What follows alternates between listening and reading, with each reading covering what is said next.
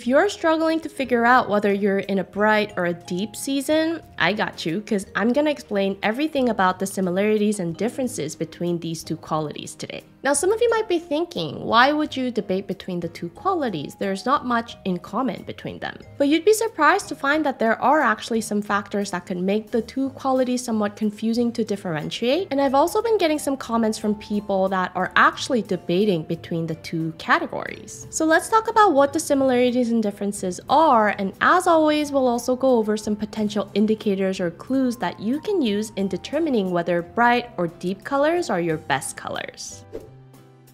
Before we get into the main topic, for those of you that are new, I'm currently in the middle of creating a series of videos on color analysis deep dives. So far in the series, we've covered contrast, skin tones, all of the 4 true seasons as they relate to the temperature or the warmth and the coolness of colors. And we also covered light and soft seasons as they relate to value and clarity of colors. So with this video, we're gonna wrap up talking about dominant traits or characteristics. And then we've still got a few videos planned for topics like patterns, neutrals, etc. So if that's something you're interested in, please click on those like and subscribe buttons and stick around. I'll also link the playlist up here if you haven't checked out any of the deep dive videos yet. Okay, so bright and deep colors. Like I said, there was a comment on one of my videos with the question, how can I figure out if I'm a bright or a deep winter? And there was also another comment that said, I look good in both bright and deep colors, so how do I know which season I'm in? If you've been following the series, or if you were able to read through the comments on the screen just now, you might have already guessed what I'm about to say as the common factor between bright and deep colors. It's contrast. And these two comments actually both mention contrast. The first person said,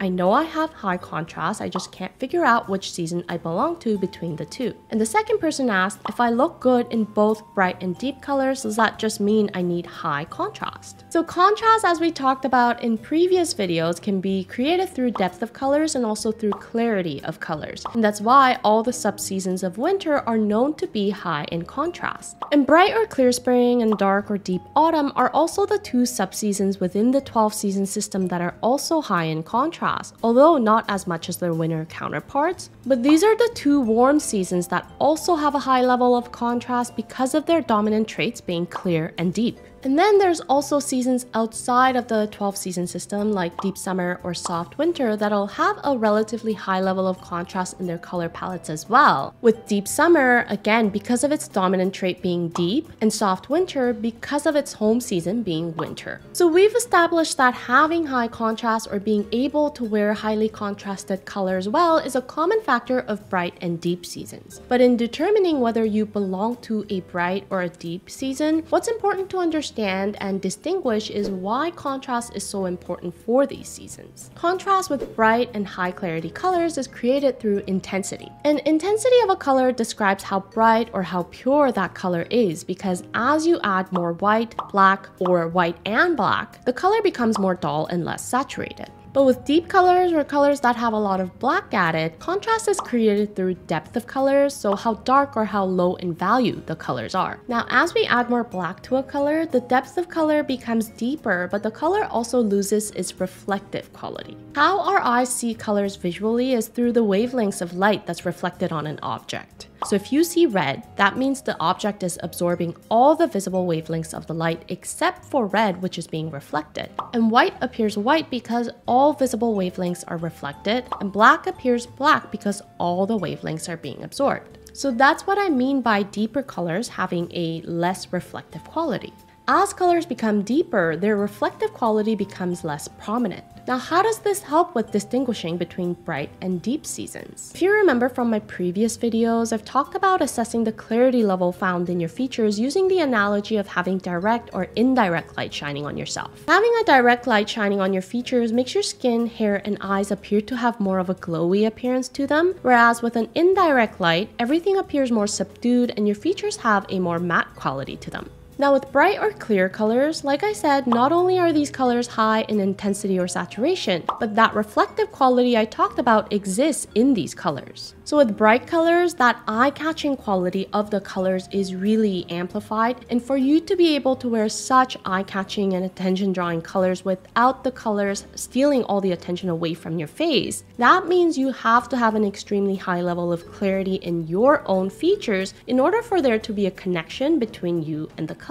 On the other hand, with deep colors, contrast is still there through how dark the colors are, but that reflective quality in colors is diminished by adding black. So wearing deep colors close to your face will bring more depth to your features, and for you to be able to wear deep colors without having the colors weighing you down, that same level of depth needs to exist in your own coloring.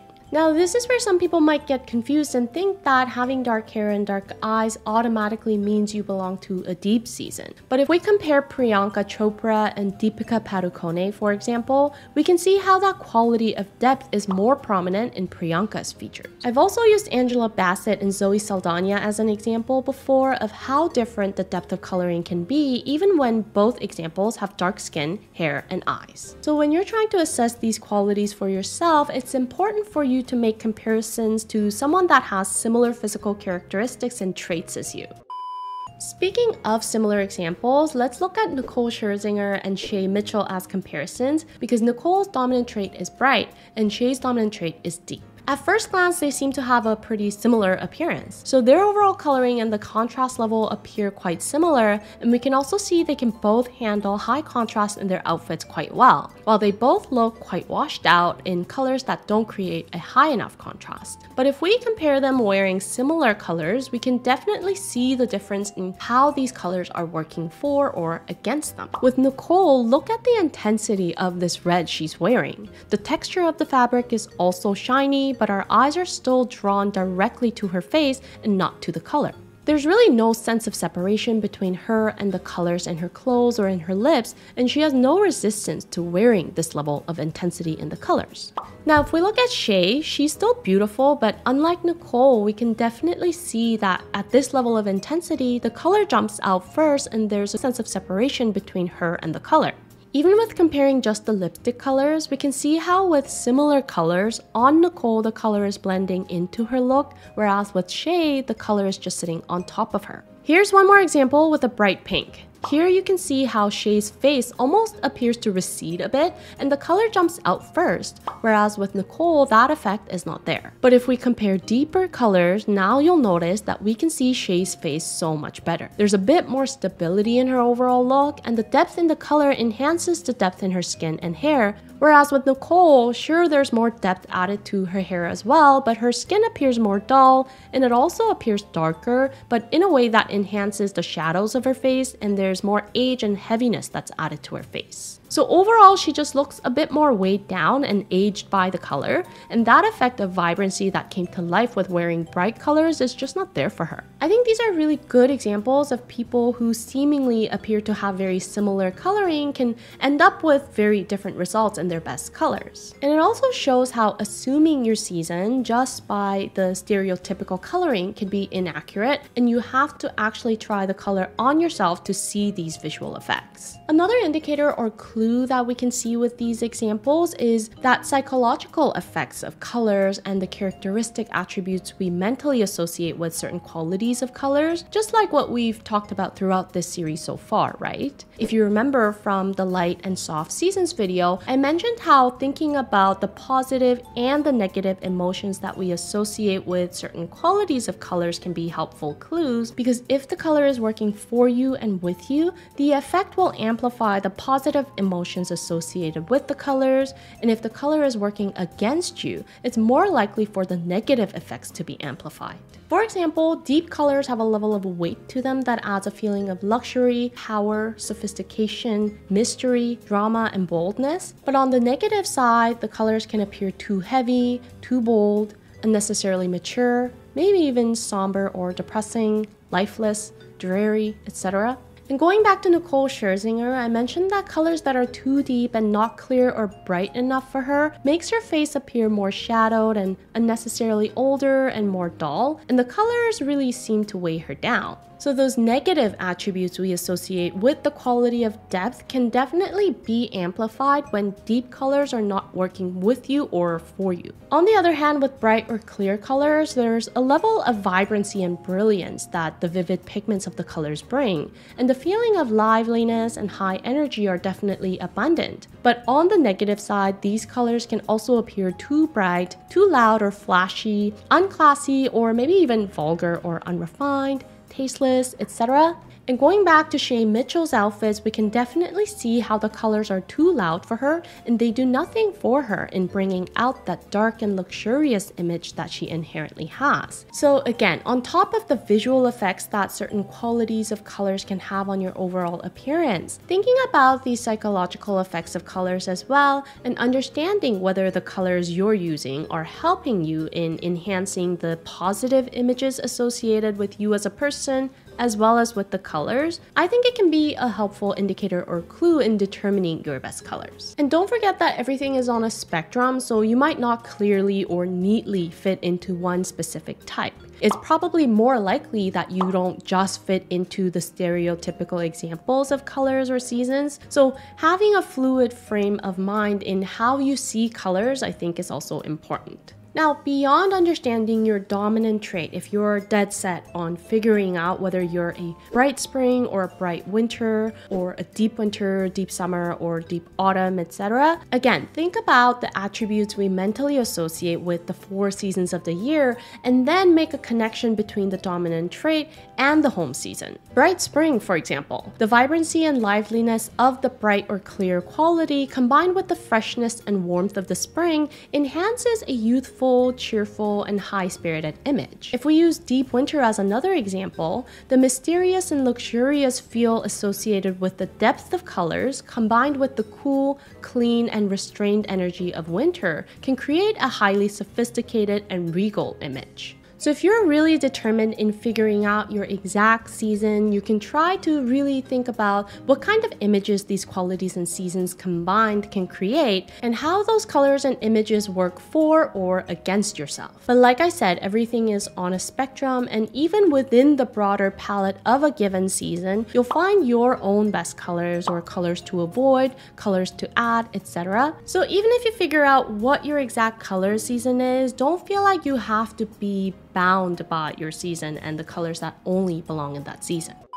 Now, if you're feeling like you really can't decide between bright and deep as your dominant trait, there is a possibility that they are both your dominant traits. You might be the type that needs a balance of clear and deep colors. Now, some of you might ask, then doesn't that just mean that you're a true winter? But for true seasons, we've talked about it before that temperature is the dominant trait. So if you're a true winter, for example, the characteristic of color that you're the most sensitive to is the coolness of colors, and you can't tolerate much warmth in colors. But if clarity and depth are both your dominant traits, then temperature is the less dominant characteristic out of the 3. So you might not be as sensitive to the temperature of colors as those belonging to true seasons. What that would also mean is that colors that lean too far into one side of the temperature spectrum, so colors that are either very cool or very warm, those colors might have too strong of a cool or warm characteristic for you. So you'd likely be somewhat neutral in temperature, but what you need to focus on instead is a balance of clear and deep colors. So in that sense, it might be kind of difficult for you to determine your home season or even what your dominant trait is because you have more than one.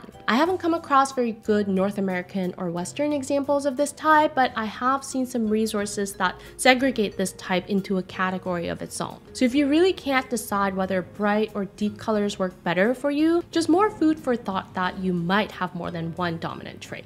And honestly, if we really go down that route, then technically we can say light and soft can be both dominant traits, but you're not a summer, or you need a balance of deep and soft colors, but neutral in temperature, or you need light and clear colors, but warmth is not your dominant trait, etc. So there's really a lot of different ways that colors can be grouped into different types, which is why different systems use more subseasons or subtypes than 12, 16, 20, etc. But in the end, what really matters is understanding why certain colors or qualities work for me or against me, whether that's visual or psychological or both, and figuring out what level in terms of temperature, value, and clarity I can tolerate, which will essentially help you find your dominant trait or traits. I hope you found the video helpful, and I'll see you in my next video. Until then, stay unique and stay gorgeous.